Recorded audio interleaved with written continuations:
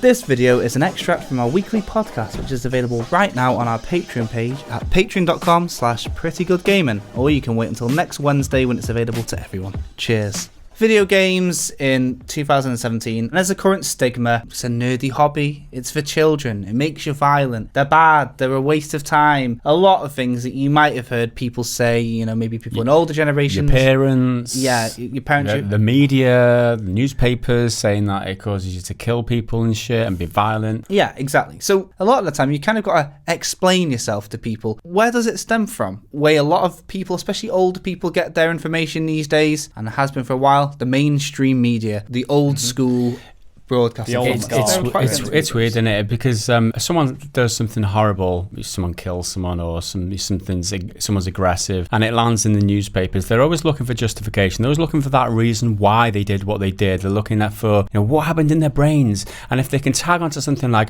oh, they saw it in a video game, that's a headline we can stick on there. I feel like it's like cheap journalism, isn't it, in a way? Before video games were out, they used to blame it on movies and music. In the 90s, they blamed rap music for violence. Very true. In the 70s and 80s, they blamed horror movies for violence. Yeah, it's just games are like the latest scapegoat, really. They're kind of pandering to what they think their audience want to know. Yeah. You know, when you look at like Grand Theft Auto, gets a lot of stigma for being a game that incites violent crime, but it's had 80 million downloads. So what are the chances out of 80 million people? One of them is a murdering bastard. There's a very high chance. I'm sure 80 million people listen to like Justin Bieber, right? None of his music is violent. Yeah. But what are the chances that somebody who's got a Justin Bieber album on their iPod has murdered someone? Do you reckon that that's possible? It's very, very, very likely.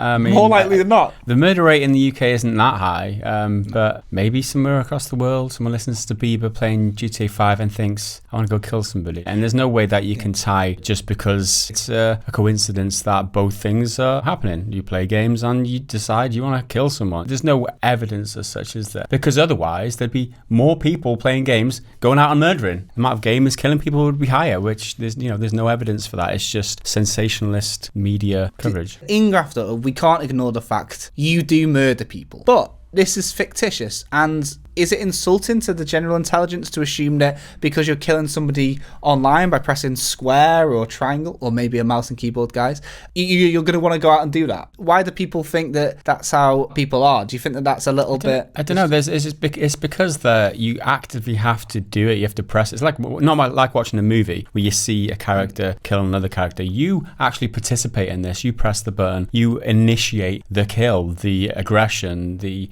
whatever. There's a difference, and I think that people use that as a hook, as a justification for their argument. If 100 years ago video games had been around and football hadn't, and then football just came out now, or American football, any sport for that matter, if that came out of nowhere all of a sudden, and real children in the real world were really breaking their legs and snapping their knees, how would parents react to that now? They'd be going crazy, wouldn't they? You know, this isn't like, you know, little Johnny in his bedroom, baseball batting a fictional... This is real violence done by real kids to real kids. There's been over 600 deaths of children related to sports in the past 50 years. Real children have died. Parents are acting like video games are the bad thing, but really, if you were to bring football in as a new thing, that is way worse. Football kills more people than video games, but one's acceptable and rooted for. And I mean, there's obvious benefits from playing a sport, isn't there? You get physical benefits, you get outside. You know, people can see that straight away, that if little Johnny's running around in the field, he's getting exercise, isn't he? You know, he's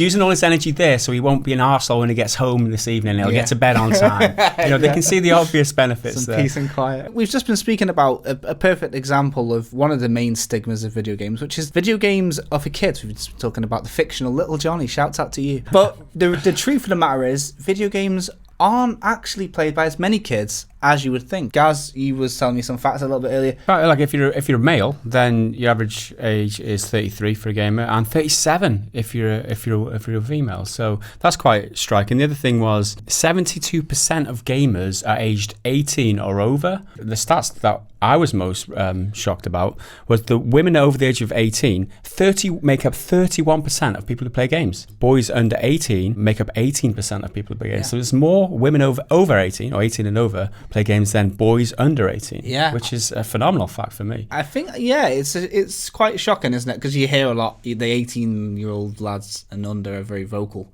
So you hear them a lot. And the women are clearly just actually playing games rather than talking about playing games. Liam, you can remember we had an interview with David Linehelm or whatever, didn't we? Yeah, the Australian senator. That's Linehelm. That's it. Advocating freedom from censorship for video games in Australia. And it's because Australia, they're pretty far behind, really. Like, recently, they've came to the conclusion that video games aren't a children's toy. And they thought that for quite a while. And that's why there was no 18 certificate, because why would a toy be for an adult? Maxed out at 15 in Australia. The old rating used to be.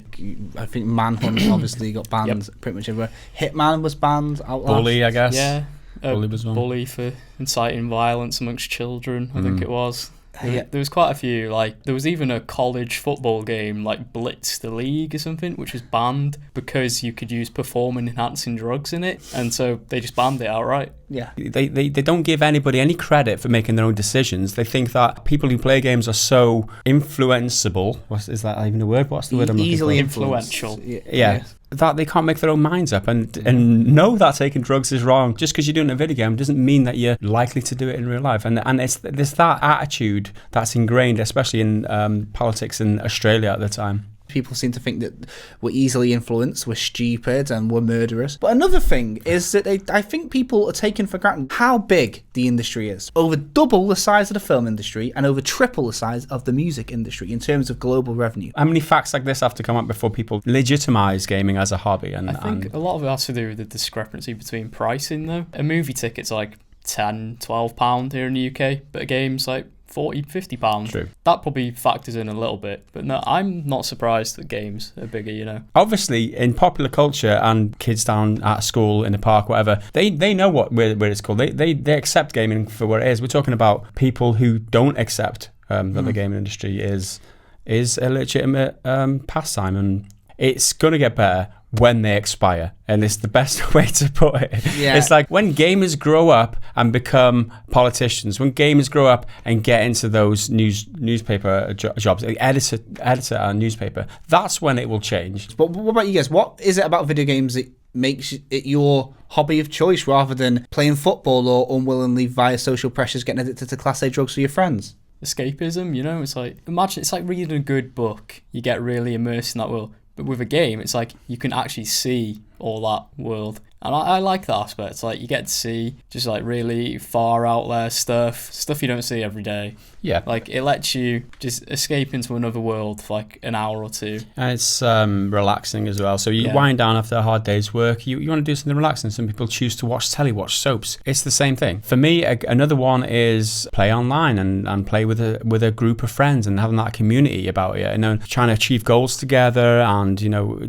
performing tasks, that kind of thing, that cooperation that you've got with online games. That is a benefit. You learn to work well as a group. You learn to interact with people and, you know, assign tasks and work together. You look back at the history of it, and our forebears have been playing games for years and years and years, all the way back in history, not just the Olympics and things like that, but poetry games and word games and things like intellectual card games, dice games. Exactly. And games are one of the most educational things you can do. It's not rigid like a curriculum. You learn things, instinctive things, how to manage reward and risk and strategy, and, you know, you'll get rewarded if you do well and things like that. Based on that, I mean, I did watch a TED Talk by Daphne Barvelia from 2012. It was the TED Talk on YouTube called Your Brain on Video Games, and she's a scientist, neuroscientist, and she's studied this and like the benefits of actually playing games. She tried to debunk a myth where people say general wisdom is that screen time makes your eyesight worse, and she actually found that action gamers, players of games like Battlegrounds and shit, show improved vision over people who don't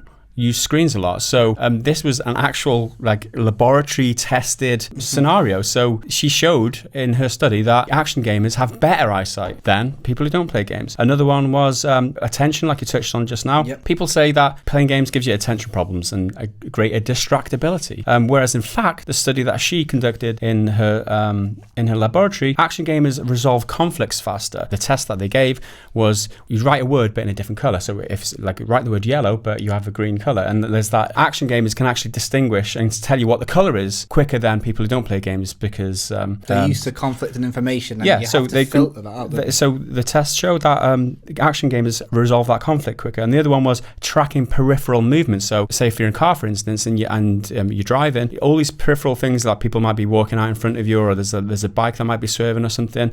She showed action gamers have better peripheral movement and track more things in the peripheral than a regular person. So that is scientific study. Facts. It's not Neuroscience. it's a study. So it's suggesting that there are benefits, like physical brain benefits. So this kind of thing I was lapping up. I really strongly suggest anybody who's interested in brain science and shit and gaming, just check out that TED Talk. There'll be a link in the description. That's our discussion on video game Stigma. Now, I know we're kind of preaching to the choir a little bit, but I don't know, let us know your experiences. Get involved. That's what this is all about. Yeah. And let's get a discussion going, Yeah. because that's good. We want to relay our experiences and tell our thoughts about the game industry and legitimize it for you guys who have social pressures. People tell you that gaming is bad, you shouldn't be doing it. It's ridiculous, okay? In this day and age, you shouldn't accept that. A lot of the things we're saying have been from scientific facts and studies that have been done. So give yourself some ammunition next time, your granddad's like, what are you doing Wasting to that your time, prostitute on Grand Theft Auto 5? Well, actually, it's enhancing my brain function.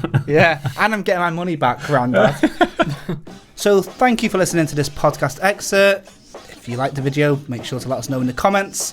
Why not subscribe if you're new around here? We've got plenty more content on the screen right now, and we'll see you next time. Thanks.